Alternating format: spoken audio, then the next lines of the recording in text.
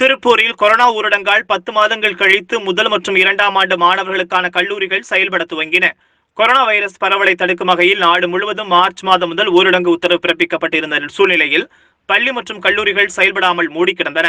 இந்த நிலையில் ஏற்கனவே தமிழகத்தில் அரசு கலை அறிவியல் கல்லூரிகளில் 3ஆம் ஆண்டு மாணவர்களுக்கு கல்லூரிகள் தொடங்கப்பட்டு செயல்பட்டு வந்த சூழ்நிலையில் இன்று முதல் மற்றும் 2ஆம் ஆண்டு மாணவர்களுக்கான கல்லூரிகள் துவங்கின.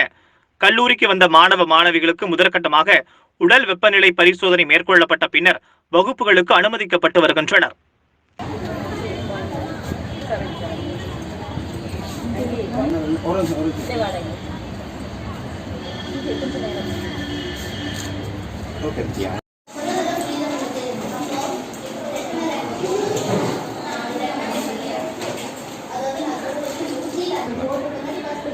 வீடியோ கட் பண்ணி போட்டு